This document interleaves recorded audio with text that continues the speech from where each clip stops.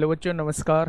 कैसे हैं आप सब लोग? उम्मीद करता हूं कि आप सब लोग अच्छे होंगे, बेहतरीन होंगे, लाजवाब होंगे, एकदम बिंदास होंगे और साथ ही बहुत अच्छे से आप लोग अपनी पढ़ाई को कर रहे होंगे। तो एक बार सभी दोस्त बताएंगे कैसे हैं आप सब लोग, कैसी चल रही है भाई आप लोगों की पढ़ाई? कैसी चल रही है आप लोगों की पढ़ाई? एकदम शानदार चल रही होगी, एकदम ज़बरदस्त चल रही होगी दोस्त। और उम्मीद करता हूँ कि अगर अब भी ज़बरदस्त नहीं चली है तो उसे ज़बरदस्त चलाओ, क्योंकि एग्ज़ाम में अब ऐसा भी नहीं है कि बहुत सारा समय बचा हुआ है। अब वो समय आप लोगों के एग्ज़ाम में बचा हुआ है जो आप लोगों को चाहिए। अगर आपने अब समय को थोड़ा सा भी वेस्ट किया तो दोस्त मेरे, फिर चीज़ें पकड़ से बाहर हो जाएंगी। ठीक है, तो सभी को मेरा प्यार भरा नमस्कार, सभी को राधे राधे, सभी को दोस्त जय हिंद। तो सोनी कुमारी, खुशी दानवाल, साहिल कुमार, संगीता, निकिता शर्मा, विक्रम सिंह, भावना सिंह, ओम शांति रजक, आर्या जायसवाल, सुशील कुमार, सुनीत, सुनील चौधरी, मोनिका, विनीत, शिवचरण, आकाश मोंडाल, किशोरी यादव, मनीषा डाबुर, पूनम, अमित कश्यप, सुधीर भारती, ऋचा यादव, गुड़िया यादव, गौरव। चलिए सभी जुड़ जाएंगे एक बार। आज जो है वो परसेंटेज की 9वीं क्लास हम लोगों के सामने है। कल हम लोगों ने जो किए थे वो पास फेल के क्वेश्चन किए थे। उम्मीद है कि पास फेल के क्वेश्चन की आप लोगों ने प्रैक्टिस भी की होगी, और प्रैक्टिस मेरे दोस्त आप लोग शानदार तरीके से कर चुके हो। ठीक है भाई, अब आज जो हम लोग करने वाले हैं वो आगे के पास फेल से आगे के क्वेश्चंस करने वाले हैं। शुरुआत हम लोग जो है वो वैन आरेख से करेंगे। वैन आरेख अपने आप में एक बढ़िया टॉपिक होता है, क्वेश्चंस यहाँ से बनते हैं मेरे दोस्त। ठीक है, तो तैयार हो जाएंगे सभी दोस्त, चीज़ों को समझने की कोशिश करेंगे। पहले मैं आप लोगों को थोड़ा सा बेसिक बता देता हूँ। एक बार अपनी कॉपी में हेडिंग डालिए, वैन आरेख हम लोग पढ़ने वाले हैं। क्या पढ़ने वाले हैं भाई मेरे? तो आप कहेंगे वैन डायग्राम हम लोग पढ़ने वाले हैं, जिसे हिंदी में कहा जाता है वैन आरेख। वैन आरेख वैसे तो ये रीजनिंग का टॉपिक है, लेकिन जितना मैथ में ज़रूरी है उतना हम लोग ज़रूर पढ़ेंगे। वैन डायग्राम हम लोग पढ़ने वाले हैं, कैसे कैसे हम वेन डायग्राम से क्वेश्चंस को करते हैं। ठीक है भाई, अब मेरी बात को थोड़ा सा गौर से सुनिएगा, बहुत धीरे से चीज़ों को समझने की कोशिश करिएगा। मैंने आप लोगों से कहा कि भाई ये वो लोग हैं जिन्हें कॉफ़ी पसंद है। मैंने आप लोगों से कहा ये वो लोग हैं जिन्हें कॉफ़ी पसंद है। ये वो लोग हैं, ये वो लोग हैं जिन्हें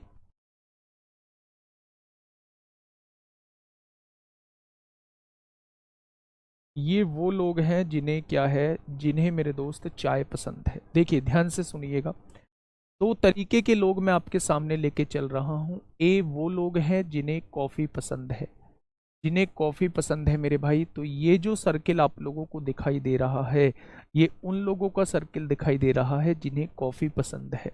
ठीक है, अगर मैं बात करूं बी वाले, वो लोग हैं जिन्हें चाय पसंद है, यानी जिन्हें टी पसंद है। तो ये वाला जो सर्किल है मेरे भाई, ये वो लोगों का सर्किल है जिन्हें चाय पसंद है, जिन्हें टी पसंद है।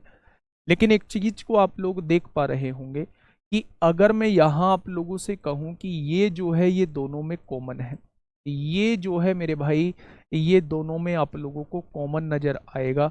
ये आप लोगों को दोनों में कॉमन नज़र आएगा। ये वाला पोर्शन इस वाले सर्किल में भी नज़र आएगा, और ये वाला पोर्शन इस वाले सर्किल में भी नज़र आएगा।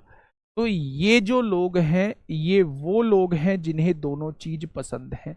इन्हें चाय भी पसंद है और इन्हें मेरे दोस्त कॉफ़ी भी पसंद है, बोथ ए एंड बी।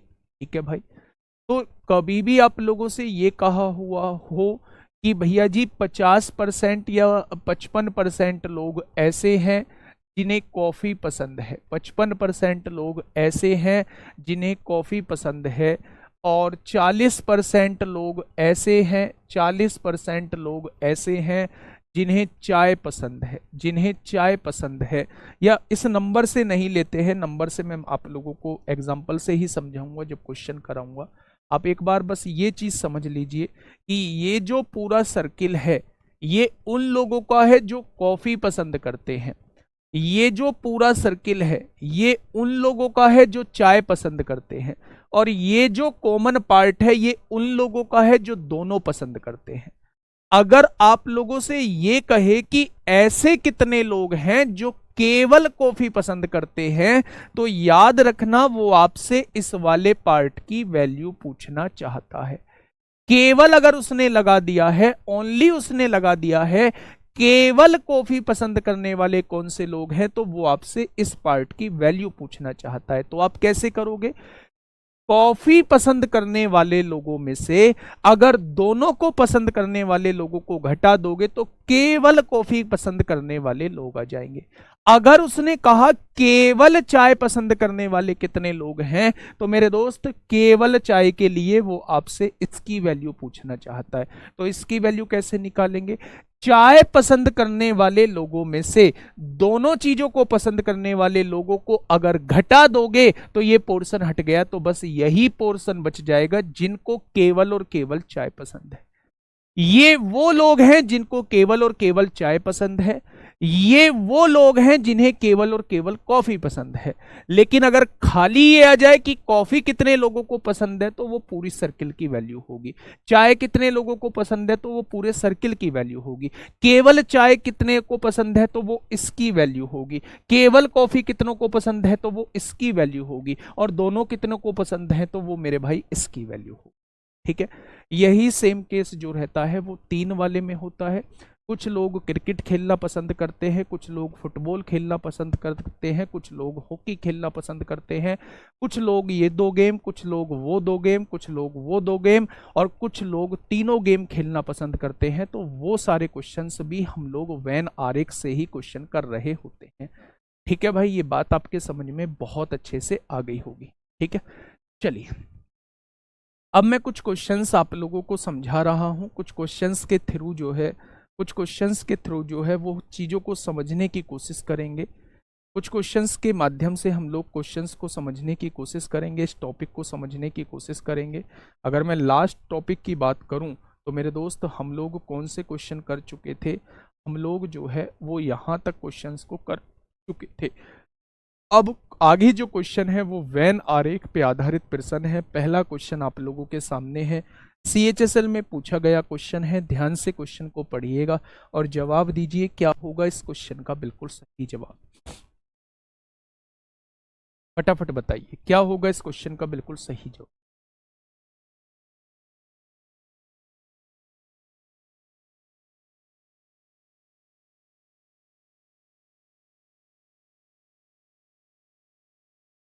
चाय और केवल चाय में क्या डिफरेंस है? चाय में ये हो जाता है मेरे भाई कि चाय में ऐसे भी लोग होंगे जिन्हें कॉफी पसंद होगी, चाय तो है ही, कॉफी भी पसंद होगी। लेकिन केवल चाय वाले में वो लोग नहीं है जिन्हें कॉफी पसंद नहीं है, केवल वो लोग हैं जिन्हें केवल और केवल चाय पसंद। ठीक है, बताइए। देखिए क्वेश्चन कहना क्या चाह रहा है भाई मेरे, एक परीक्षा में 45% विद्यार्थी इतिहास में तथा 60% विद्यार्थी हिंदी में पास हुए। 2 सब्जेक्ट है मेरे भाई, पहला सब्जेक्ट ये रहा, दूसरा सब्जेक्ट ये रहा। ठीक है, ये वाले जो हैं ये इतिहास यानी हिस्ट्री के बारे में जानकारी है, और ये हिंदी यानी कि मेरे दोस्त ये हिंदी के बारे में आप लोगों को जानकारी दी हुई है। यदि 8% विद्यार्थी दोनों विषय में फेल हुए, अब देखो थोड़ा सा यहाँ लोचा क्या हो गया, यहाँ जो दिया हुआ है आप लोगों को पास के बारे में जानकारी दी हुई है, लेकिन दोनों के बारे में जानकारी जो दी हुई है वो फेल के बारे में जानकारी दी हुई है। तो आप जो दोनों के बारे में जानकारी दी हुई है उसी रूप में क्वेश्चन को सॉल्व करने की कोशिश करेंगे। ठीक है, तो अगर मैं कहूं कि 8% विद्यार्थी दोनों विषय में फेल हुए हैं, तो क्या ये वाला जो एरिया होता है ये दोनों विषय के बारे में जानकारी का होता है? क्या ये जो एरिया होता है ये दोनों विषय की जानकारी का होता है? यानी 8% लोग जो हैं वो दोनों विषय में फेल हैं। अगर 45% इतिहास में पास हुए हैं तो क्या आप कह सकते हैं 55% जो है वो इतिहास में फेल हुए होंगे? यानी हिस्ट्री में फेल होने वालों की संख्या जो है वो 55% है। 45% पास हैं तो इसका मतलब है 55% जो रहे होंगे वो हिस्ट्री में फेल रहे होंगे। आगे आइए, 60% हिंदी में पास हुए हैं तो क्या 40% हिंदी में फेल हुए होंगे? 40% जो है वो हिंदी में फेल हुए होंगे। 60% अगर हिंदी में पास हैं तो 40% जो है वो हिंदी में मेरे भाई फेल हुए होंगे। कोई दिक्कत? तो आप कहेंगे कोई दिक्कत नहीं है। अच्छा, मैं आपसे पूछूं कि हिंदी में कितने परसेंट लोग फेल हैं, तो आप कहोगे 55। क्या इस पूरे सर्किल की वैल्यू जो है वो 55 दी हुई है? अगर 55 में से 8 घटा दूं, 55 में से 8 घटा दूं तो आप कह देंगे 47% लोग ऐसे हैं जो केवल और केवल हिस्ट्री में फेल हैं। भाई इस पूरे सर्किल में से अगर मैं 8% को घटा दूं तो केवल इसकी वैल्यू निकल के आ जाएगी। क्या ये जो वैल्यू है केवल हिस्ट्री में फेल वालों की है? यानी अगर वो आपसे पूछे केवल हिस्ट्री में फेल होने वालों का प्रतिशत क्या है, तो आप कहोगे 47% जो है वो केवल और केवल हिस्ट्री में फेल है। अगर 40% हिंदी में फेल हैं तो केवल हिंदी में कितने परसेंट लोग फेल हैं? तो 40 में से 8 घटा दो, 32% लोग जो है केवल और केवल हिंदी में फेल हैं। ये बात समझ में आई? तो आपने कहा जी बिल्कुल आ गई। अब मुझे ये बताओ केवल हिस्ट्री में फेल वालों की संख्या कितनी है? आपने कहा 47%। दोनों में फेल वालों की संख्या कितनी है? आपने कहा 8%। केवल हिंदी में फेल वालों की संख्या कितनी है? आपने कहा 32%। जब मैं सबको जोड़ूंगा तो आप कहेंगे 32 और 8 40, 40 और 47 87% हो जाएगा। यानी 87% लोग ऐसे हैं जिनके साथ फेल नाम का वर्ड जुड़ा हुआ है, जिनके साथ फेल नाम का वर्ड जुड़ा है। चाहे वो एक विषय में फेल हो, चाहे वो इस विषय में फेल हो, चाहे वो दोनों विषय में फेल हो, उनके साथ फेल नाम का वर्ड कहां से जुड़ा हुआ है? 87% लोग ऐसे हैं जिनके साथ फेल नाम का वर्ड जुड़ा हुआ है, जिनके साथ जो है अनुत्तीर्ण नाम का वर्ड जुड़ा हुआ है। क्वेश्चन ने कहा है कितने प्रतिशत विद्यार्थी दोनों विषय में पास हुए हैं, यानी वो ऐसों की संख्या पूछना चाह रहा है जिनके साथ फेल नाम का वर्ड नहीं जुड़ा हुआ।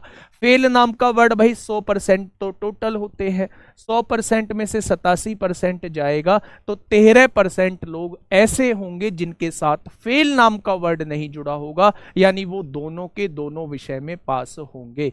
वो दोनों के दोनों विषय में मेरे भाई पास हो जाएंगे। ठीक है, बहुत शानदार, बहुत बढ़िया। 55 और 40 कैसे आया मेरा भाई? अगर यहां फेल है, दोनों के बारे में जानकारी, यदि 8% विद्यार्थी दोनों विषय में फेल हुए हैं तो आप पूरे के पूरे क्वेश्चन को फेल से ही करेंगे। अगर यहां 45% विद्यार्थी इतिहास में पास हुए हैं तो 100 में से 45 गया तो 55% विद्यार्थी फेल हुए होंगे। 60% विद्यार्थी हिंदी में पास हुए हैं तो 40% विद्यार्थी हिंदी में फेल हुए होंगे। ये भी फेल वाला ब्यौरा आ गया, ये भी फेल वाला ब्यौरा आ गया, और यहां भी दोनों में फेल वाला ब्यौरा ही आपके सामने है। तो टोटल 87% लोग ऐसे हैं जिनके साथ फेल जुड़ा हुआ है, तो 13% के साथ फेल नहीं जुड़ा होगा, यानी कि ये दोनों के दोनों विषय में पास होंगे। ठीक है भाई, नेक्स्ट क्वेश्चन आपके सामने ये रहा। बताइए क्या होगा इस क्वेश्चन का बिल्कुल सही जवाब? क्वेश्चन नंबर 97 आप लोगों के सामने है, जल्दी से बताइए क्या होगा इस क्वेश्चन का बिल्कुल सही जवाब। क्वेश्चन ने कहा है एक परीक्षा में 53% उम्मीदवार जो है वो साइंस में और 48% गणित में असफल रहे, यानी फेल वाला लिखा हुआ है। यदि दोनों विषय में 40%, बेटा यहां भी फेल लिखा है, इसमें तो कुछ करना ही नहीं है, इसमें तो कुछ करना ही नहीं है, हर जगह फेल वालों के बारे में जानकारी आप लोगों को दी हुई है। ये दो आप लोगों को क्या दिए हुए हैं? सब्जेक्ट दिए हैं। एक तो आपको साइंस दिया हुआ है और दूसरा आपको मैथ दिया हुआ है। 53% जो है वो साइंस में फेल है और मैथ में कितने फेल हैं? 48%। और दोनों विषय में कितने फेल हैं? 40% दोनों विषय में फेल है। यहां इसलिए बदलने की जरूरत नहीं है क्योंकि ये दोनों भी फेल लिखे हुए हैं और यहां भी दोनों का फेल ही लिखा हुआ है, सब कुछ फेल में है, तो यहां परिवर्तन करने की जरूरत आप लोगों को नहीं है। ठीक है भाई, अब आप मुझे ये बताइए अगर साइंस में फेल 53 है तो क्या पूरे सर्किल की वैल्यू 53 दी हुई है? और 53 में से 40 घटा दूंगा तो क्या 13% लोग ऐसे आ जाएंगे जो केवल और केवल साइंस में फेल है, केवल और केवल साइंस में फेल है। अगर 48% मैथ में फेल हैं तो 48 में से 40 घटा दूंगा तो 8% लोग ऐसे आ जाएंगे जो केवल और केवल मैथ में फेल हैं। 48 में से 40 गया तो 8% लोग आ जाएंगे। अगर मैं आपसे पूछूं भाई साहब फेल कितने परसेंट लोगों के साथ लिखा हुआ है, तो आप कहेंगे 13 और 40 53, 53 और 8 कितना हो जाएगा 61% लोग ऐसे हैं जिनके साथ जो है वो फेल नाम का वर्ड जुड़ा हुआ है। चाहे वो आपका साइंस में फेल हो, चाहे वो आप लोगों का मैथ में फेल हो, चाहे वो दोनों विषय में फेल हो, उनके साथ फेल नाम का वर्ड जुड़ा हुआ है। ऐसे 61% लोग हैं। उसने कहा है तो दोनों विषय में कितने प्रतिशत पास हुए, तो मेरे भाई 100 में से 61 घटा दो, 100 में से 61 घटा दो, 100% टोटल होता है तो 61% जब हम घटाएंगे तो 39% लोग ऐसे होंगे जिनके साथ फेल नहीं जुड़ा होगा, यानी ये दोनों के दोनों विषय में पास होंगे, ये दोनों के दोनों विषय में मेरे भाई पास होंगे। तो ऑप्शन नंबर बी इस क्वेश्चन का बिल्कुल सही जवाब हो जाएगा। ऑप्शन नंबर बी इस क्वेश्चन का साथी बिल्कुल सही जवाब जो है वो हो जाएगा। ठीक है, बहुत बढ़िया, बहुत शानदार। नेक्स्ट क्वेश्चन की तरफ चलते हैं। ये यूपीएसआई 25 नवंबर 2021 में आप लोगों से पूछा गया है। एक बार क्वेश्चन को आराम से पढ़िएगा और जवाब दीजिए कि क्या होगा इस क्वेश्चन का साथी बिल्कुल सही जवाब।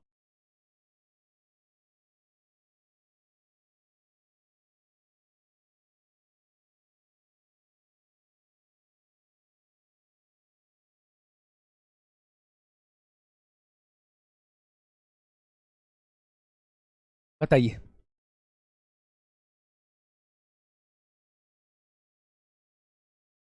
क्या होगा इस क्वेश्चन का बिल्कुल सही जवाब। क्या कहा है क्वेश्चन ने? एक प्रतियोगिता परीक्षा में सेक्शन ए में 66% उम्मीदवार पास हुए, पास के बारे में लिखा हुआ है। सेक्शन बी में 51% पास हुए, पास के बारे में लिखा हुआ है। जबकि दोनों सेक्शन में 8% उम्मीदवार फेल हुए। बेटा यहाँ फेल के बारे में जानकारी दी हुई है तो हमें पूरा क्वेश्चन जो है वो फेल से ही करना होगा। जब दोनों के बारे में फेल के बारे में जानकारी दी हुई है तो हमें पूरा का पूरा क्वेश्चन जो है वो फेल से ही करना होगा।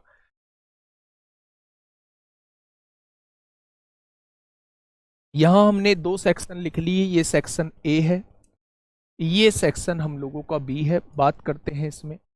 8% लोग ऐसे हैं जो दोनों सेक्शन में फेल हुए हैं, तो ये वैल्यू जो है वो 8% आप लोगों को दी हुई है। ठीक है, अगर सेक्शन ए में 66% पास हुए हैं तो क्या आप कह सकते हैं 34% जो है 100 में से 66 जाएगा तो 34% फेल हुए होंगे। अगर सेक्शन बी में 51% पास हुए हैं तो 100 में से 51 जाएगा तो 49% सेक्शन बी में फेल हुए होंगे। भाई टोटल 100% बच्चे होते हैं, उसमें से अगर मैं कहूं कि 66% पास हो गए तो 100 में से 66 गया तो 34% फेल हो गए। अगर मैं आपसे कहूं कि 100 में से 51% लोग जो है वो पास हो गए तो 49% लोग जो रहे होंगे वो फेल हो गए। अगर मैं दोनों विषय में बात करता हूं मेरे भाई तो दोनों विषय में कितने परसेंट लोग फेल है, तो आप कहेंगे 8% लोग जो है वो फेल आप लोगों को दिए हुए।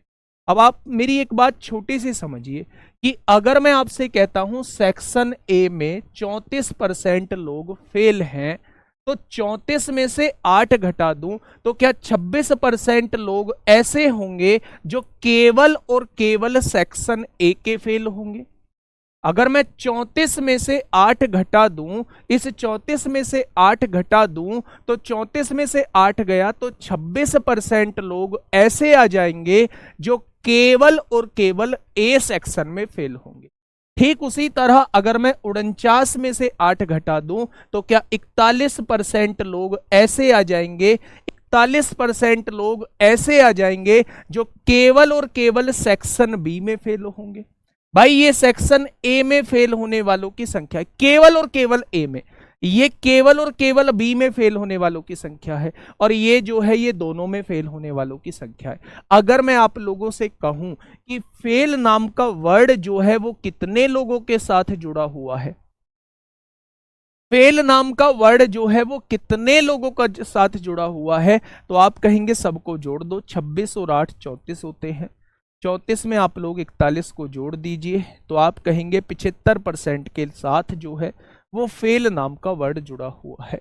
तो बेटा जब फेल नाम का वर्ड 75% लोगों के साथ जुड़ा हुआ है तो दोनों विषय में पास, यानी जो फेल नाम का वर्ड नहीं जुड़ा होगा वो कितने परसेंट लोग होंगे, तो 100 में से 75 गया तो वो 25% लोग होंगे। और जिनके साथ फेल नाम का वर्ड नहीं जुड़ा हुआ है, क्या वो दोनों विषय में पास होंगे? भाई इनके साथ तो फेल नाम का वर्ड ही नहीं जुड़ा है, तो 25% लोग जो है वो दोनों के दोनों विषय में पास हुए होंगे।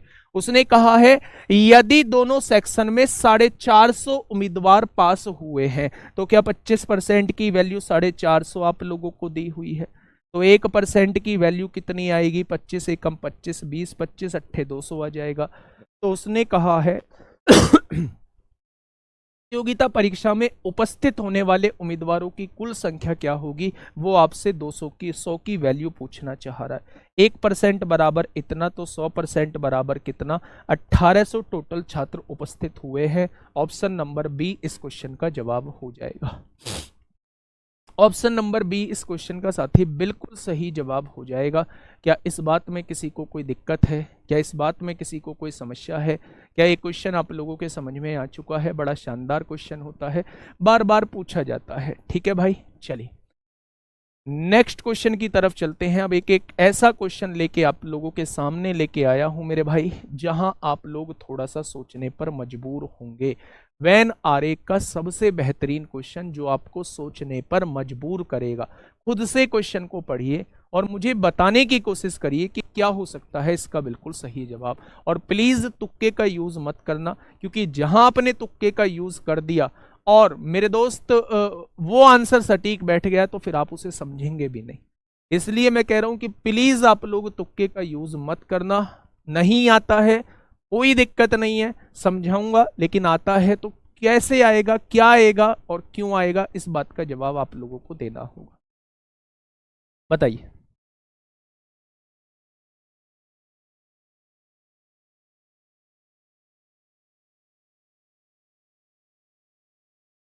देखिए, एक सर्वेक्षण से पता चलता है कि 63% अमरीकियों को पनीर पसंद है, जबकि 76% को सेब पसंद है। भाई दो लोग हैं, ये पनीर पसंद करने वाले हैं और ये क्या है, ये सेब पसंद करने वाले हैं। ये पनीर वाले हैं, पनीर वाले कितने हैं मेरे भाई, पनीर वाले हैं 63%, यानी 63% लोग ऐसे हैं जिन्हें पनीर पसंद है। ठीक है, और 76% ऐसे हैं जिन्हें एप्पल पसंद है, यानी कि जिन्हें सेब पसंद है। बहुत शानदार, आगे बढ़ते हैं। यदि X% अमेरिकियों को पनीर तथा सेब दोनों ही पसंद हैं तो X का मान ज्ञात करें। अच्छा एक बात मुझे बताइए, अगर मैं अमेरिका में रहने वाले या किसी भी स्थान पर रहने वाले लोगों की बात करूं तो मेरे दोस्त क्या वो अपने आप में 100% होंगे? कोई भी चीज अपने आप में 100% होती है, इस बात से आप लोग अच्छी तरीके से वाकिफ है।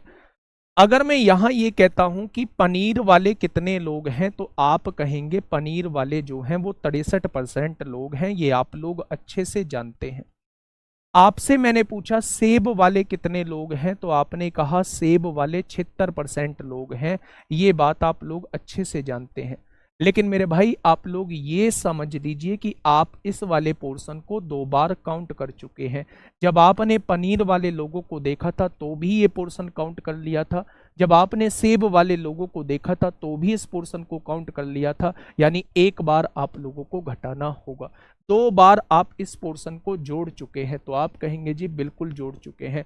तो 63 और 16 कितना हो जाए, 76 कितना हो जाएगा, तो आप कहेंगे ये 139 हो जाएगा। मेरे भाई 6 और 3 9 7 6 13 139% हो जाएगा। मैंने बताया कहीं पर भी रहने वाले लोग अपने आप में 100% होते हैं, तो अगर मैं इसमें से उन 100% लोगों को घटा दूं तो क्या 39% जो है वो फालतू आ रहा है? यानी कहने का मतलब है जो आपने 2 बार जोड़ा है क्या वो 39% है? जो आपने 2 बार जोड़ा है वो 39% है। भाई टोटल जुड़ के कितने परसेंट लोग आने चाहिए थे, तो आप कहोगे 100% लोग आने चाहिए थे। लेकिन इस वाले पोर्शन को आप 2 बार काउंट कर चुके हो, आप इस वाले पोर्शन में भी काउंट कर चुके हो, आप इस वाले पोर्शन में भी काउंट कर चुके हो, यानी 100 से जितना भी फालतू आएगा, 100 से जितना भी फालतू आएगा, क्या वो दूसरा वाला पार्ट जो आपने 2 बार जोड़ा है उसकी वैल्यू आएगा। 100 से कितना फालतू आया है, 39 फालतू आया है, यानी 39 को आप 2 बार जोड़ चुके हो। इसको 2 बार, इसी वजह से तो फालतू आया है भाई, इसको 2 बार जोड़ा है, तो इसका मतलब पनीर और सेब दोनों को पसंद करने वाले कितने लोग हैं, तो आप कहेंगे 39% लोग जो हैं वो दोनों को पसंद करने वाले हैं। 39% लोग जो हैं वो दोनों को पसंद करने वाले हैं। लेकिन इसमें जो क्वेश्चन दिया हुआ है, इसमें जो ऑप्शन दिए हुए हैं मेरे भाई, वो इंटरवल के फॉर्म में दिए हुए। अब एक बात मुझे बताइए, उसने कहा है X% अमेरिकियों को पनीर तथा सेब दोनों ही पसंद है, तो X की वैल्यू पूछ रहा है, यानी कि X की वैल्यू पूछ रहा है। ये तो समझ में आ गया है कि 39% जो लोग हैं, 39% लोग जो हैं उन्हें दोनों चीजें पसंद हैं। वो पनीर भी पसंद करते हैं, वो सेब भी पसंद करते हैं, ये 39% लोग हैं। अच्छा, ये तो कम से इंटरवल की फॉर्म में आंसर दिया। ज्यादा से ज्यादा कितने लोग जो हैं वो दोनों को पसंद कर सकते हैं, आप मुझे ये बता दीजिए। ज्यादा से ज्यादा कितने लोग हो सकते हैं जो दोनों को पसंद कर सकते हैं, तो आप कहेंगे जी जो दोनों में कम होगा। अगर 63 मैं ले दूंगा तो 63 लोग पनीर भी पसंद कर सकते हैं, और इसमें भी 63 लोग जो है वो सेब भी पसंद कर सकते हैं। लेकिन अगर मैंने ज्यादा वैल्यू 76 ले दी तो यहां 76 नहीं है भैया, 76 यहां नहीं आ पाएगा। 63 यहां भी है, 63 यहां भी है, तो 63 लोग जो है 63% पनीर भी पसंद कर सकते हैं, 63% एप्पल भी पसंद कर सकते हैं। लेकिन 76% अगर मैं लूंगा तो वो केवल एप्पल पसंद कर सकते हैं, यहां 76% आएगा ही नहीं। इसलिए मेरे दोस्त मैं मैक्सिमम लिमिट जो है वो 63% ले सकता हूं, इसकी मैक्सिमम लिमिट जो है वो 63% ले सकता हूं। तो एक्स की वैल्यू जो लाई करेगी, एक्स की वैल्यू जो लाई करेगी वो 39 से लेके 63 तक की वैल्यू ये लाई करेगी। ऑप्शन नंबर सी इस क्वेश्चन का बिल्कुल सही जवाब हो जाएगा। ऑप्शन नंबर सी इस क्वेश्चन का बिल्कुल सही जवाब हो जाएगा। उसने लिमिट पूछी है, उसने इंटरवल पूछा है, तो मैक्सिमम वैल्यू क्या ले सकता हूं भाई। 39% तो मुझे पता पड़ गया कि ये तो दोनों लोगों को पसंद है, लेकिन ज्यादा से ज्यादा क्या हो सकता है, ज्यादा से ज्यादा, ज्यादा से ज्यादा ये 63% वाला कुछ ऐसा भी तो सर्किल बन सकता है मेरे भाई। ध्यान से सुनो, ये हो गया जिन्हें सेब पसंद है, ये कितने परसेंट लोग हैं, ये 76% लोग हैं। क्या ऐसी वैल्यू नहीं बन सकती, क्या ऐसी सर्किल नहीं बन सकता, ये आ जाए पनीर का आ जाए, ये पनीर का आ जाए, ये मैक्सिमम वैल्यू तो ये हो सकती है ना मेरे भाई। 63% ये वैल्यू हो जाए और पूरी जो है वो 76% हो जाए, तो ये जो मैक्सिमम वैल्यू है इसे दोनों पसंद है, इसे दोनों पसंद है, पनीर भी पसंद है और ये सेब के भी अंदर आ रही है, ये सेब भी पसंद है इसे, तो मैक्सिमम जो है ये सर्किल बन सकता है। मिनिमम का तो आपने बता दिया, मिनिमम की कंडीशन तो 39 आ गई। जितना फालतू बैठ रहा है वो लोग हैं जिनको 2 बार काउंट किया गया है, और 2 बार काउंट करने का मतलब जिन्हें दोनों पसंद है। लेकिन मैक्सिमम और कौन सी इमेज बन सकती है, वो ये इमेज बन सकती है जब ये वाला सर्किल जो है, ये 63 वाला सर्किल जो है पूरा का पूरा 76 के अंदर आ जाए। भाई 76 का सर्किल थोड़ी ना आ जाएगा 63 के अंदर, 63 का सर्किल जब पूरा का पूरा सर्किल उसके अंदर आ जाए, 76 के अंदर आ जाए, ये भी कंडीशन बन सकती है। ठीक है, बहुत बढ़िया, बहुत शानदार। तो इस क्वेश्चन का जवाब क्या हो जाएगा, इस क्वेश्चन का जवाब जो है 39 से 63। इंपोर्टेंट क्वेश्चन लिख लेना, और सीडीएस में पूछा गया क्वेश्चन है, सीडीएस में पूछा गया क्वेश्चन है।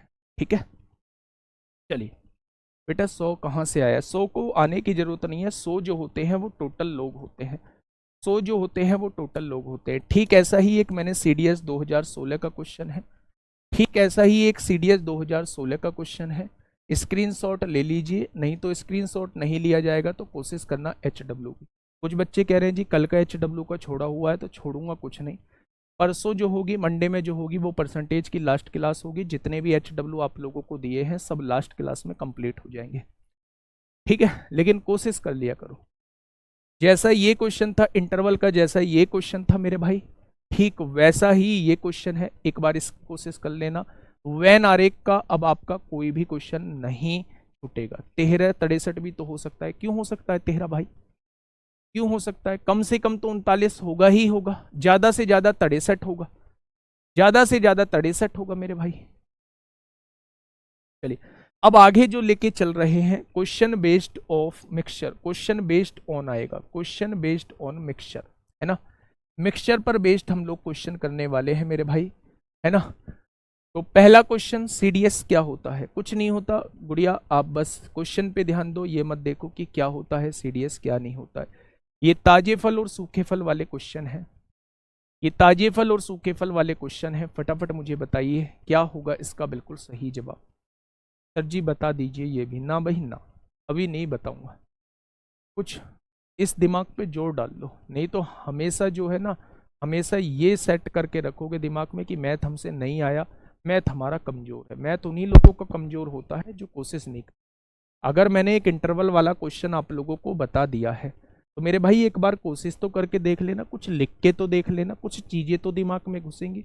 जब अगर मैं इसे अपनी पीडीएफ के अंदर लेके आया हूं तो कराने के लिए लेके आया हूं, ऐसा नहीं है कि मैं इसे ऐसे ही फ्री फंड में ले आया, कराने के लिए लेके आया हूं। मंडे को इसकी लास्ट क्लास है तो उसमें ये सारी चीजें मैं आप लोगों को बता रहा हूँ। जो भी होमवर्क में क्वेश्चन दिए, चाहे वो सेकंड लास्ट वाला क्लास का हो, चाहे वो लास्ट क्लास का होमवर्क हो, ठीक है। बताइए इस क्वेश्चन का जवाब दीजिए, क्या होगा इस क्वेश्चन का बिल्कुल सही जवाब।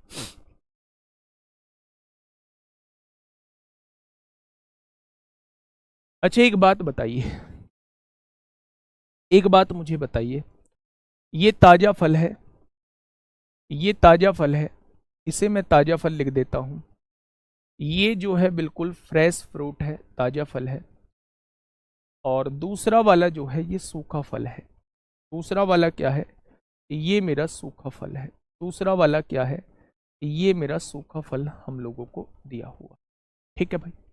ये ताजा फल है, ये सूखा फल है ना। तो अब मुझे दोनों में डिफरेंस बताइए, दोनों में डिफरेंस मुझे बताइए कि ताजा फल और सूखे फल में दोनों में डिफरेंस क्या होता है। अच्छा फल जो बना होता है वो किस किस से मिलके बना होता है? एक तो पल्प और एक वाटर, क्या दो चीजों से मिलके बना होता है? एक तो गूदा होता है, एक तो गूदा होता है, और एक क्या होता है? पानी होता है। गूदा होता है और एक क्या होता है? पानी होता है। यानी कि जो फल मिलके बना होता है वो दो चीजों से मिलके बना होता है। एक तो बना होता है उसमें गूदा होगा, और एक मेरे भाई क्या होगा? पानी होगा। चाहे फल ताजा हो, चाहे फल सूखा हो, इसमें जो पल्प की मात्रा रहती है वो सेम रहती है। यानी गूदा कभी भी नहीं बदलता। हम पहचान किससे करते हैं कि ये सूखा फल है, ये ताजी फल है? हम पानी की मात्रा से पहचान करते हैं। जो ताजा फल होगा, जो ताजा फल होगा उसमें पानी की मात्रा ज्यादा होगी, और जो सूखा फल होगा मेरे भाई उसमें पानी की मात्रा कम होगी। याद रखना, हमेशा फल जो होता है वो दो चीजों से मिलके बना होता है। पहला पल्प होता है, गूदा कहते हैं जिसे। दूसरा पानी होता है जिसे वाटर कहते हैं। चाहे फल जो है वो सूखा हो, चाहे फल जो है वो ताजी हो, हमेशा दोनों में पल्प की मात्रा समान रहती है। लेकिन मेरे दोस्त पानी की मात्रा सूखे फल में कम रहेगी, और गीले फल जो ताजा फल रहेगा उसमें ज्यादा रहेगी, ठीक है भाई। तो ये आप लोग हमेशा याद रखेंगे कि पल्प जो होता है वो हमेशा सेम रहता है। बस यही कॉन्सेप्ट है जो ऐसे टाइप के क्वेश्चन को करने में हेल्प करेगा। ये रहा पहला क्वेश्चन आप लोगों के सामने, ये रहा पहला क्वेश्चन आप लोगों के सामने। फटाफट मुझे बताइए।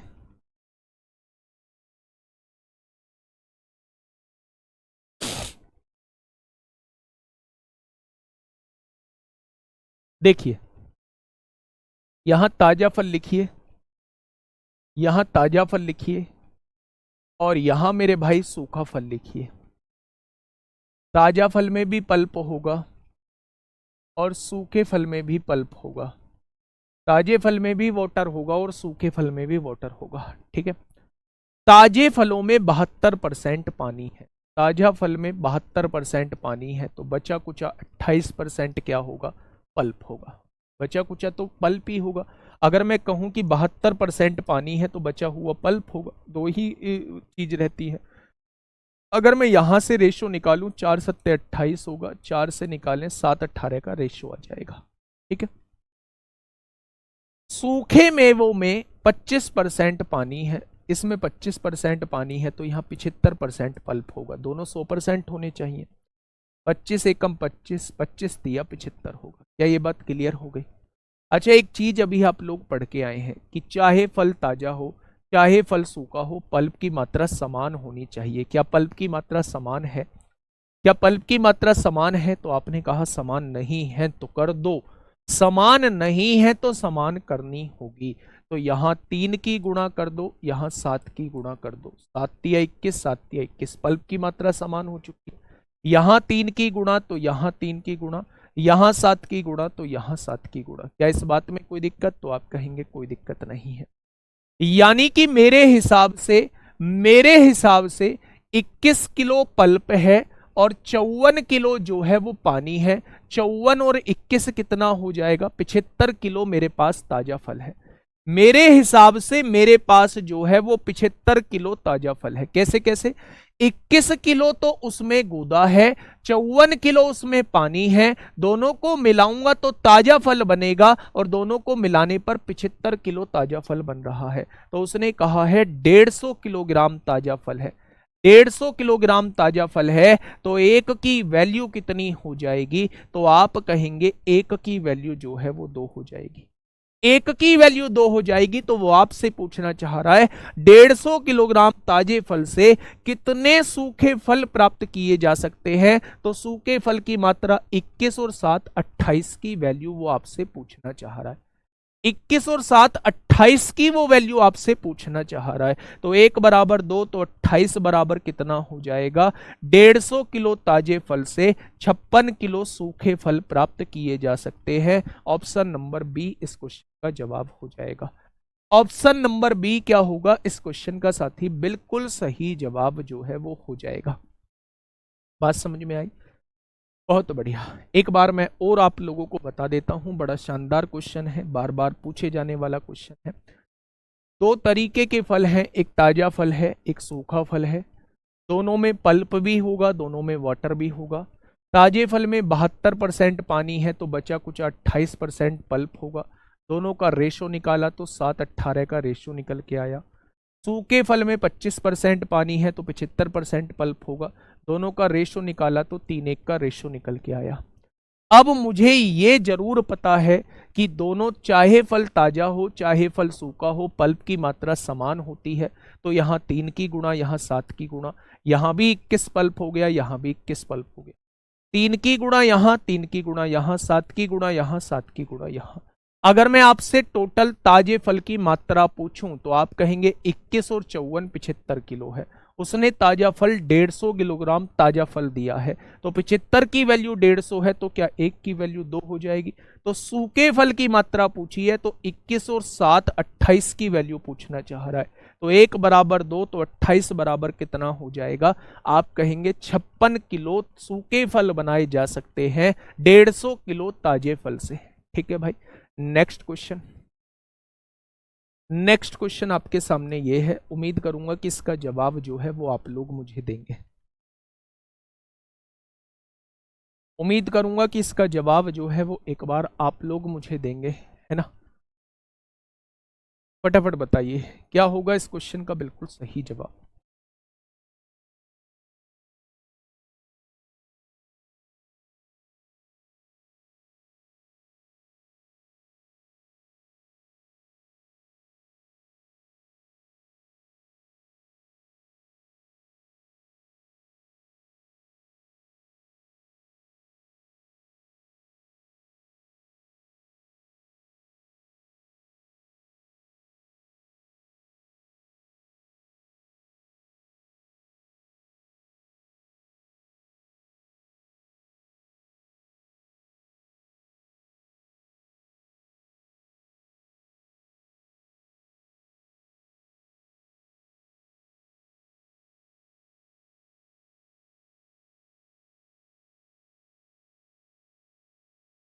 बताइए भाई, इस क्वेश्चन का क्या हो जाएगा बिल्कुल सही जवाब?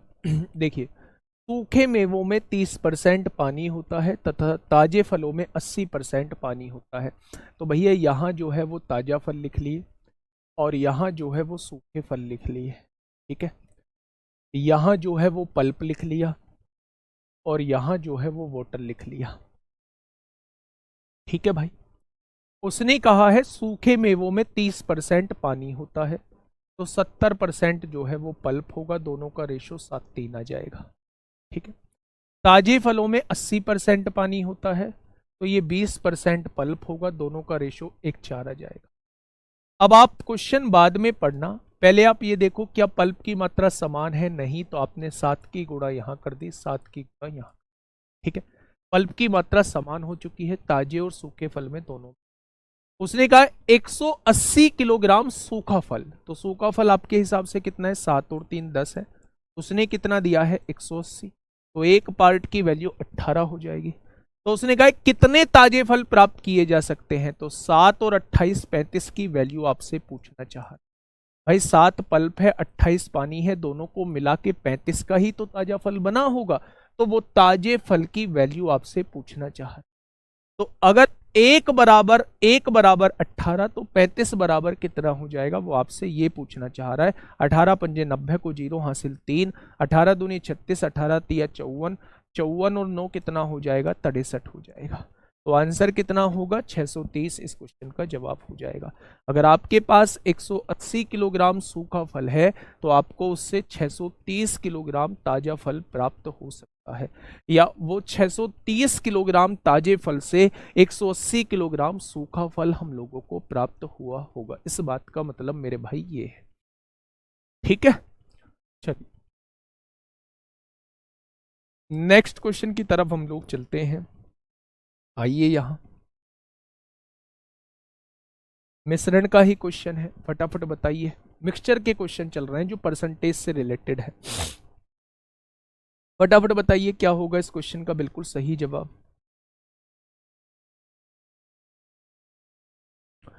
85 ग्राम चीनी के घोल में 30% चीनी है। घोल में चीनी की मात्रा 65% बनाने के लिए घोल में कितनी चीनी मिलाई जानी चाहिए। मिक्सचर से सबसे एलिगेशन से सबसे आसान तरीके से क्वेश्चन हो जाएगा। आप मुझे ये बताइए शुरू के घोल में चीनी का 85 ग्राम का घोल है, इसमें कितने परसेंट चीनी है, तो आप कहेंगे 30% चीनी है, ठीक है।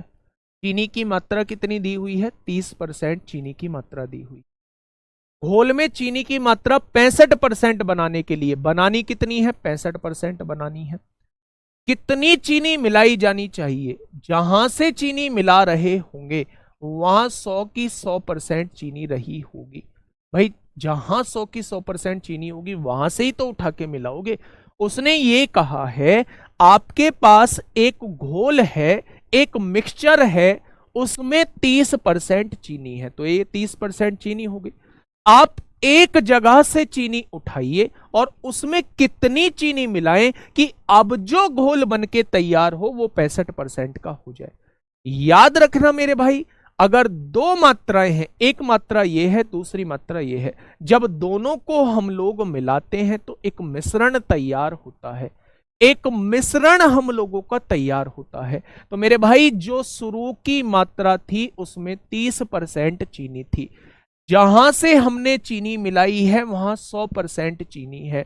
इन दोनों को मिला के जो चीनी बनी होगी वो 65% चीनी बनी होगी।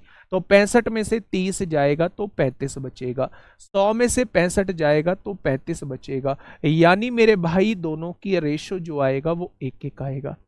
ये होता है क्वांटिटी का रेशो, ये होता है मेरे भाई क्वांटिटी का रेशो होता है। किसका रेशो होता है, तो आप कहेंगे ये क्वांटिटी का रेशो होता है। यानी शुरुआत में, ये शुरुआत वाली तो मात्रा है, शुरुआत में मात्रा 1 रही होगी तो अब मिलाई जाने वाली मात्रा भी 1 ही है। तो मेरे भाई शुरुआत में मात्रा 85 ग्राम थी तो मिलाई जाने वाली मात्रा भी 85 ग्राम ही होगी। अगर हम 85 ग्राम चीनी मिला देते हैं, अगर हम 85 ग्राम चीनी मिला देते हैं तो मेरे भाई 85 ग्राम चीनी मिला देते हैं, तो अब जो चीनी की मात्रा हो जाएगी वो उस घोल में 65% हो जाएगी। उस घोल में कितने परसेंट हो जाएगी? 65% हो जाएगी। क्या ये बात समझ में आ गई क्या? बोलो। ऐसे क्वेश्चन में हम लोग एलिगेशन हमेशा लगाते हैं। ये क्वेश्चन रेशो से भी हो सकता है, लेकिन रेशो से बेटा थोड़ा सा इतू सा पेचीदा हो जाएगा। बेहतरीन तरीका इसका एलिगेशन है, बेहतरीन तरीका। याद रखिए हमारे दिमाग में कैसे आएगा एलिगेशन लगना है, जब भी आपके पास कोई एक लिक्विड हो, एक मिक्सचर हो, उसमें जो है कुछ चीज हम लोग मिला रहे हो, तो वहां दोनों चीजों का मिश्रण हम लोगों ने बना दिया। उन दोनों को मिलाने के बाद एक नया मिश्रण तैयार हो रहा हो, तो ऐसे क्वेश्चन में हमेशा एक बार दिमाग में एलिगेशन जरूर आना चाहिए। आपने कहा जो हमारे पास पहले घोल था उसमें चीनी की मात्रा 30% थी, अब वो उसमें और चीनी मिलाने की बात कर रहा है, तो मिलाई जाने वाली चीनी की मात्रा 100% है। ठीक है भाई, तो मेरे दोस्त जहां से चीनी मिलाई होगी वहां 100% चीनी होगी। तो मेरे दोस्त इन दोनों को मिला के चीनी बनानी कितनी है? 65%। 65 में से 30 गया 35 बचा, 100 में से 65 गया 35 बचा। यानी कि मेरे दोस्त शुरुआत में मिश्रण की मात्रा 1 रही होगी और मिलाई जाने वाली मात्रा भी 1 है। यानी जितनी शुरुआत में मात्रा रही होगी उतनी ही उसमें चीनी और मिलाई जा रही होगी। शुरुआत में मात्रा जो है घोल की वो 85 ग्राम है, तो 85 ग्राम ही चीनी मिलाई जा रही होगी, क्योंकि दोनों का रेशो जो है वो समान है। दोनों का रेशो जो है वो समान है। ठीक है, अगर आप ये कहते हैं जी इसे रेशो से कर दो, बाकी आप लोग करेंगे नहीं इसे कभी, फिर आप एलिगेशन से करेंगे, पर मैं बता देता हूं कैलकुलेशन जो है वो पेचीदी हो जाएगी। 85 ग्राम चीनी के घोल में एक चीनी का घोल है, चीनी और पानी का मिश्रण होगा, घोल बनेगा तो भाई चीनी और पानी का मिश्रण होगा। कितने परसेंट चीनी है? 30% चीनी है, तो 70% क्या हो जाएगा? पानी हो जाएगा। 0 से 0 रेशो कितना आ गया? 3:7 आ गया। घोल में चीनी की मात्रा 65% बनानी है, 65% बनानी है, तो 65% चीनी बनानी है, तो 35% क्या हो जाएगा? पानी हो जाएगा। 5 से काटोगे 13 बार, 5 से काटोगे 7 बार। ठीक है भाई, अब उसमें क्या मिलाने की बात कर रहा है वो? अब उसमें वो चीनी मिलाने की बात कर रहा है जी। घोल में कितनी चीनी मिलाई जानी चाहिए? जब चीनी मिलाने की बात कर रहा है तो पानी को तो सेम रखना होगा। क्या पानी सेम है? तो आप कहेंगे पानी तो सेम है। यानी मेरे हिसाब से जो चीनी मिलाई जा रही है 3 से 13 हो जा रही है। क्या 10 यूनिट चीनी मिलाई जा रही है? यानी मुझे 10 यूनिट की वैल्यू निकालनी है। मुझे कितने यूनिट की वैल्यू निकालनी है? 10 यूनिट की वैल्यू निकालनी है। अच्छा एक बात बताइए, शुरू का मिश्रण मेरे हिसाब से कितना है? तो आप कहेंगे 10 है। भाई 3 चीनी 7 पानी, शुरू का मिश्रण मेरे हिसाब से 10 बैठ रहा है। उसने शुरू का मिश्रण दिया कितना है? 85 ग्राम दिया है। क्या 10 की वैल्यू 85 ग्राम दी है? और मुझे निकालनी भी 10 की वैल्यू है। भैया जी 85 ग्राम ही इसमें और चीनी मिला दो, 85 ग्राम ही इसमें और चीनी मिला दो। तो चाहे आप लोग इसे रेशो से करो, चाहे आप लोग इसे एलिगेशन से करो, दोनों से आंसर जो है वो सेम आएगा। अगर सर दूसरा वाला 2 आता तब क्या होगा? 1 बराबर 85 तो 2 बराबर 170 होता। दूसरा वाला 5 होता तो 1 बराबर 85 तो 5 बराबर 85 गुणा 5 होता। इसमें तो कुछ सोचना ही नहीं है। ठीक है, तो चाहे आप लोग ऐसे क्वेश्चन को एलिगेशन से करो, चाहे आप लोग ऐसे क्वेश्चन को रेशो से करो, कोई फर्क नहीं पड़ने वाला, आराम से क्वेश्चन का जवाब आएगा।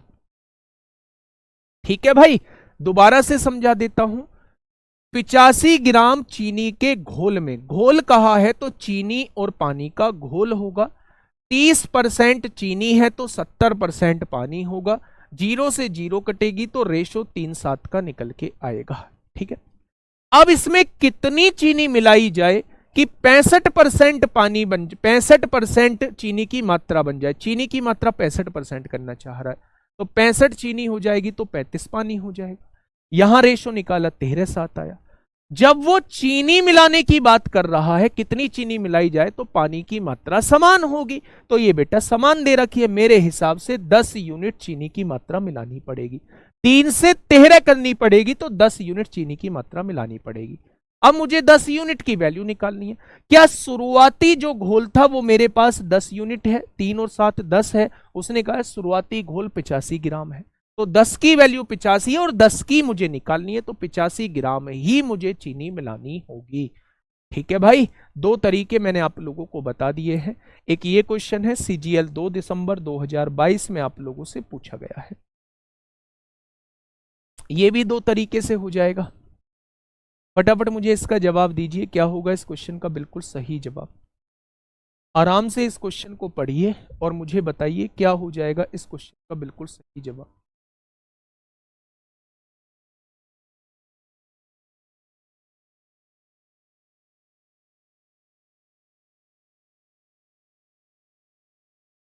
देखिए, दूध और पानी के मिश्रण में, एक दूध और पानी का मिश्रण है, 60 लीटर पानी है। कितने लीटर पानी है? 60 लीटर।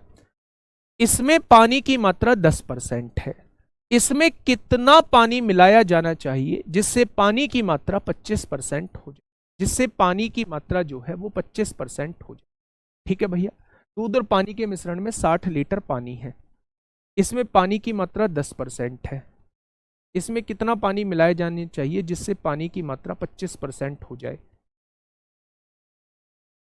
देखो भैया, पानी की मात्रा थी कितनी? 10% है।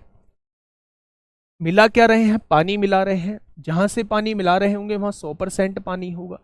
इन दोनों को मिला के पानी की मात्रा हो कितनी जानी चाहिए? 25% हो जानी चाहिए। तो मेरे भाई क्या रेशियो आ जाएगा? तो आप कहेंगे 25 में से 10 जाएगा तो 15 बचेगा, और 100 में से 25 जाएगा तो 75 आएगा। तो 15 एकम 15 होगा, 15 पंजे 75 होगा। होगा या नहीं? यानी शुरुआत में ये जो पानी था वो 5 यूनिट था, मिलाने वाला पानी कितना है? 1 यूनिट है। शुरुआत में पानी की मात्रा कितनी दी हुई है? 60 लीटर दी हुई है। 60 लीटर तो एक बराबर किसके आएगा? 12 के आएगा। तो 12 लीटर इसमें पानी मिला दो, 12 लीटर इसमें पानी मिला दो मेरे भाई, 12 लीटर इसमें पानी मिला दो। लेकिन क्वेश्चन में एक चीज समझना, ये 60 लीटर पानी नहीं होगा, ये 60 लीटर का मिश्रण होगा। ये 60 लीटर का मिश्रण होगा। 60 लीटर के एक मिश्रण में, क्वेश्चन की लैंग्वेज कुछ ऐसी होगी, 60 लीटर के एक मिश्रण में पानी की मात्रा 10% है। 60 लीटर के एक मिश्रण में पानी की मात्रा जो है वो 10% है। इसमें कितना पानी मिलाया जाना चाहिए जिससे पानी की मात्रा 25% हो जाए? तो इस क्वेश्चन का जवाब क्या हो जाएगा? इस क्वेश्चन का जवाब जो है वो 12 लीटर हो जाएगा। ठीक है भाई, ठीक है जी, बात समझ में आई? अच्छा, रेशो से अगर यही लैंग्वेज रखें हम लोग, यही लैंग्वेज रखें कि 10% जो है वो पानी है। अब देखना, ध्यान से समझना मेरी बात को, ऐसे तो क्वेश्चन फिर बनेगा ही नहीं। ये टोटल मिश्रण की मात्रा हम लोगों को दी होगी, टोटल मिश्रण की मात्रा जो है हम लोगों को दी होगी। ठीक है, बिल्कुल वैसा ही क्वेश्चन है जैसा अभी हमने कराया था, बस थोड़ा सा चेंज कर लेना। दूध और पानी के 60 लीटर के मिश्रण में 10% पानी की मात्रा है। ठीक है, अब नेक्स्ट टाइप के जो क्वेश्चन शुरू हो रहे हैं, इनकम टैक्स रिलेटेड क्वेश्चन शुरू हो रहे हैं, जो अपने आप में एक खास महत्व रखते हैं। अच्छा, एक बात बताइए, इस टाइप के क्वेश्चंस को करने से पहले समझ नहीं आया, समझा देता हूं। समझ कैसे नहीं आएगा भाई मेरे समझ कैसे नहीं आएगा, दोबारा समझा देता हूं। आप लोग ये लिखिए, दूध और पानी के 60 लीटर मिश्रण, यहां लिखिए 60 लीटर मिश्रण में, इसे काट दीजिए, ये कर दीजिए। ये क्वेश्चन जो है वो इस टाइप से, दूध और पानी के 60 लीटर मिश्रण में, हाँ, पानी की मात्रा 10% है। इसमें कितना पानी मिलाया जाना चाहिए जिसमें पानी की मात्रा जो है वो 25% हो जाए? शुरुआत में पानी की मात्रा कितनी है? 10% है। मिला क्या रहे हैं? पानी मिला रहे हैं, तो यहां पानी की मात्रा 100% होगी जहां से मिला रहे होंगे। पानी की मात्रा कितनी कर दी है? 25% हो जाती है। तो मेरे भाई जब आप एलिगेशन लगाएंगे, 25 में से 10 जाएगा 15 बचेगा, 100 में से 25 जाएगा 75 बचेगा। क्या मिलाने वाली मात्रा एक थी, शुरुआती मात्रा 5 रही होगी, और शुरुआती मात्रा उसने दी कितनी है? 60 लीटर दी है। तो 5 की वैल्यू 60 है, तो 1 की वैल्यू 12 हो जाएगी, तो मिलाने वाली मात्रा 12 लीटर हो जाएगी। यानी अगर हम उसमें 12 लीटर और पानी मिला दें तो अब पानी का प्रतिशत जो है वो कितना हो जाएगा, 25% हो जाएगा, 25% हो जाएगा। ठीक है भाई, तो जैसा पहला क्वेश्चन था ठीक वैसा ही क्वेश्चन मैंने कराया है। ठीक है, अब आगे जो है वो इनकम टैक्स, हाँ, अब आगे जो है मेरे दोस्त इनकम टैक्स रिलेटेड क्वेश्चंस मैं आप लोगों को बताने वाला हूं। आप लोग सबसे पहले एक बात मेरी छोटी सी सुनिएगा कि मान लो मेरी इनकम जो है वो 1 लाख रुपए है। मान लो थोड़ी देर के लिए 1 लाख रुपए जो है वो मेरी इनकम है। थोड़ी देर के लिए मान ले रहे हैं, मानने में क्या जाता है, थोड़ी देर के लिए मेरे दोस्त मान ले रहे हैं। 100% क्यों ले रहे हैं सर? मेरे दोस्त, मेरे साथी, आप एक बात मुझे छोटी सी बताइए कि आपके पास एक घोल है, एक मिक्सचर है, आपको उसमें से पानी मिलाना है, आपको उसमें पानी मिलाना है। तो पानी जहां से लेंगे, अगर मैं पानी मिलाने की बात कर रहा हूं तो इस बोतल में पूरा का पूरा पानी है, मैं तभी तो पानी मिलाऊंगा उसमें। यानी कि जहां से मैं पानी ले रहा हूं, क्या वहां 100 के 100% पानी है, तो वहां पानी की मात्रा 100 होगी। ये शुरुआत वाले मिश्रण में पानी की मात्रा है। अगर मैं इसमें पानी मिला रहा हूं तो जहां से पानी मिला रहा हूं वह 100 का 100% पानी होगा। इसके मिलाने के बाद मिश्रण में पानी की मात्रा 25% हो गई होगी। यहां रेशो शुरुआती मात्रा 5 है तो मिलाने वाली मात्रा 1 होगी, क्योंकि ये मिलाने वाली मात्रा है।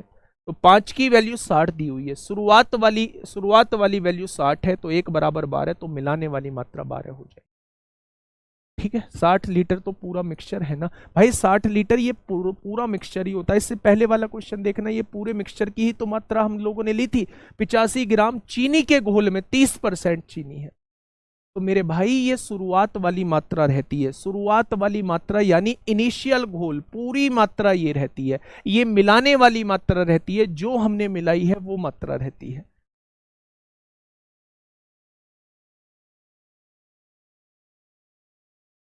ठीक है, हम लोग बात कर रहे थे इनकम टैक्स रिलेटेड क्वेश्चंस पे, हम लोग बात कर रहे थे।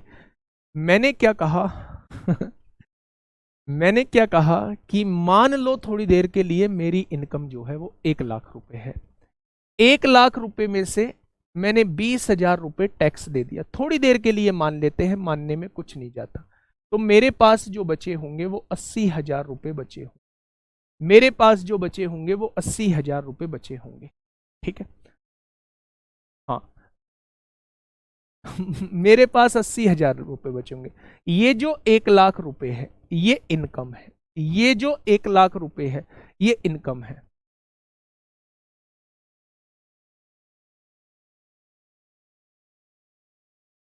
नहीं सर, आपकी इनकम सच में हमें लगता है 1 लाख के लगभग में है, आप चाहे बताओ या ना बताओ। अपनी हकीकत वाली इनकम से लिख के कर दूं क्या क्वेश्चन को? हवा बना दोगे तुम चारों तरफ, इसको कटिंग बटिंग डाल दोगे, छोड़ दो इसको, है ना।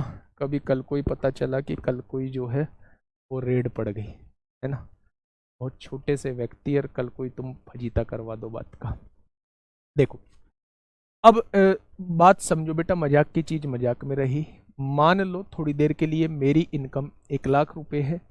20,000 रुपए जो है, 20,000 रुपए जो है वो मैंने टैक्स दे दिया, ये मेरा टैक्स गया।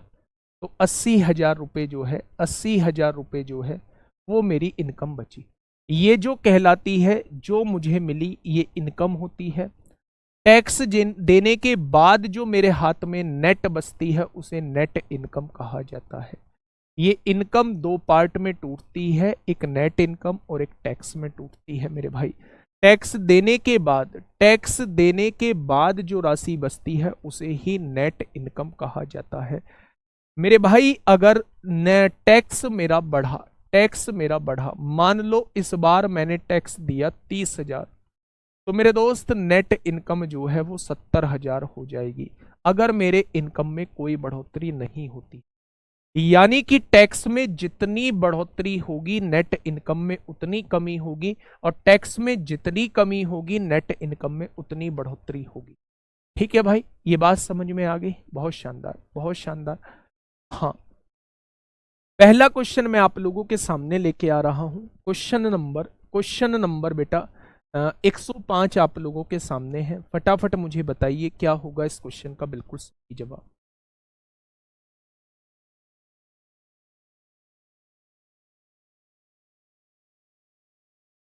चलिए फटाफट बताइए क्या होगा। जल्दी से बताइए क्या होगा इस क्वेश्चन का बिल्कुल सही जवाब। 12.5% आयकर चुकाने के बाद, मतलब टैक्स चुकाने के बाद 12.5% का मतलब क्या होता है? 12.5% का मतलब होता है 1/8, यानी 8 रुपए अगर मेरी इनकम है, 8 रुपए मैंने कमाए हैं, तो 12.5% टैक्स दे दिया, 1 रुपए जो है वो मैंने टैक्स दे दिया।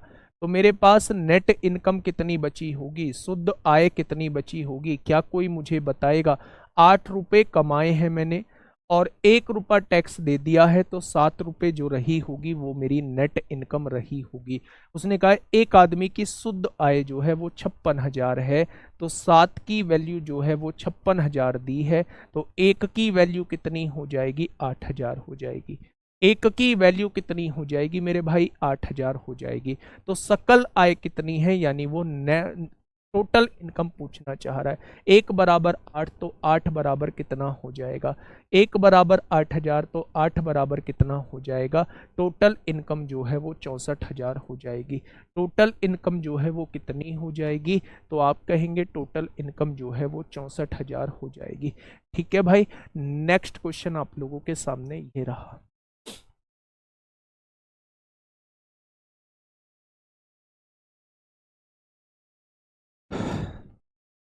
ऐसे कितने लोग हैं जो कल मन्नत गार्डन जयपुर में पहुंच रहे हैं? ऐसे कितने लोग हैं जो मन्नत गार्डन जयपुर में पहुंच रहे हैं? दोस्त, आरडब्ल्यूए टीम मिलने आ रही है आप लोगों, तो आप लोग जरूर पहुंचे, है ना। आसपास के अगर हैं तो आप लोग जरूर पहुंचे। जैसे आप लोगों की इच्छा होती है हम लोगों से मिलने की, वैसे ही हम लोगों की इच्छा होती है आप लोगों से मिलने की। ठीक है भाई, बहुत बढ़िया, बहुत शानदार। जल्दी से बताइए। जब आयकर 1 रुपए में 9 पैसे है, 1 रुपए में 9 पैसे का मतलब, 1 रुपए में 9 पैसे का मतलब होता है 1 रुपया मतलब 100 पैसे, 100 पैसे में 9 पैसे टैक्स जाता है। तो यहाँ जो टैक्स है वो 9% है। यहाँ जो टैक्स है, यहाँ कितने परसेंट है? 9% टैक्स है। एक व्यक्ति की शुद्ध आय टैक्स देने के बाद जो इनकम है 1,92,000 रुपये, नहीं 10,92,000 रुपये है। यदि आयकर 12 पैसे तक बढ़ा दिया जाता है, यानी कि आयकर जो है वो 12% कर दिया जाता है, 12% कर दिया जाता है, तो उसकी शुद्ध आय क्या होगी, आपसे ये पूछना चाह रहा है। ठीक है, अगर मैं आप लोगों से ये कहता हूं, अगर मैं आप लोगों से ये कहता हूं कि 9% टैक्स था पहले, क्या 9% टैक्स था, तो 91% जो है वो शुद्ध आय रही होगी।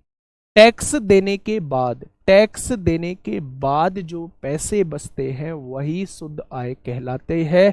अगर अगर 9% टैक्स देने के बाद जो नेट इनकम बची होगी, क्या वो 91% बची होगी? क्या वो 91% बची होगी? तो मेरे दोस्त, उसने कहा है 10,92,000 रुपये बचती है। 9% टैक्स देने के बाद इनकम जो बचती है वो 10,92,000 रुपये बचती है। तो 1% की वैल्यू कितनी हो जाएगी? तो आप लोग कहोगे 10,92,000 बटे 91 हो जाएगी क्या? उसने कहा है अगर अगर टैक्स 12% हो जाए तो नेट इनकम कितनी होगी, यानी 12% टैक्स देने का मतलब है वो 88% की आपसे वैल्यू पूछना चाह। अगर 1% की वैल्यू इतनी है तो 88% की वो वैल्यू आपसे पूछना चाह रहा है। तो मेरे दोस्त, यही इस क्वेश्चन का जवाब हो जाएगा। पहले उसने कहा था जब आयकर 1 रुपए में 9 पैसे, 1 रुपए का मतलब 100 पैसे में 9 पैसे आयकर टैक्स जाता है, यानी 9% है। जब 9% टैक्स जाता है तो 91% शुद्ध आय रही होगी। उसने शुद्ध आय 10,92,000 दी है। अगर टैक्स 12% चला जाए, अगर टैक्स 12% चला जाए तो शुद्ध आय कितनी रहेगी, यानी वो 88% की वैल्यू पूछ। आ रहा है। ठीक है भाई, 1% की वैल्यू इतनी, तो 88% की कितनी। अब यहां से जस्ट इसे सॉल्व कर लो। 13 अट्ठे 104 होता है, 13 चौका 52, 84,000, 13 सत्ते 91, 7 से काटा 12,000 बार कट जाएगा, 12 अट्ठे 96 कुछ है हासिल 9, 12 अट्ठे 96 और 9 105 हो जाएगा, यानी 10,56,000 इस क्वेश्चन का जवाब आ जाएगा। Option number A, option number A इस क्वेश्चन का जवाब हो जाएगा। नेक्स्ट क्वेश्चन ये है, और इसकी शुरुआत हम मंडे में करेंगे। मंडे में ये चैप्टर जो है वो पूरी तरीके से खत्म हो जाएगा। मंडे में ये चैप्टर जो है वो पूरी तरीके से खत्म हो जाएगा। उसके बाद जो है हम लोग जो है वो प्रॉफिट एंड लॉस जो है स्टार्ट करेंगे। मेरे भाई बहुत सारे क्वेश्चंस ऐसे हो सकते हैं, मान लो मैंने 106 क्वेश्चन आप लोगों को कराए हैं, तो मेरे भाई हो सकता है 10 क्वेश्चन आप लोगों को समझ में ना आए हो, लेकिन मेरे भाई मैं आपसे ये उम्मीद करूंगा कि 96 क्वेश्चन आप लोगों के समझ में आने चाहिए। 96 क्वेश्चन जो हैं आप लोगों के समझ में आने चाहिए, और अगर आपने 96 क्वेश्चन समझ लिए तो मेरे भाई फिर इस चैप्टर में आप लोगों को कोई दिक्कत नहीं आएगी। ठीक है, तो प्लीज आप लोगों से रिक्वेस्ट है कि आप लोगों क्लास को एक बार देख लें। हर एक टाइप का क्वेश्चन मैं आप लोगों को करा चुका हूं। आपको इस पूरे चैप्टर के अंदर बिल्कुल भी कहीं से कहीं तक भी कोई समस्या दोस्त नहीं आएगी। 88 कैसे आया मेरे दोस्त? 12% अगर टैक्स चला गया है तो 88% ही तो नेट इनकम बची होगी, तो उसने नेट इनकम के बारे में ही आपसे पूछा है, इसलिए मैंने 88% की वैल्यू आपके सामने निकाली है। ठीक है भाई, तो आज के लिए इतना ही, मिलते हैं मंडे में एक बेहतरीन क्लास के साथ। Okay, tata bye bye.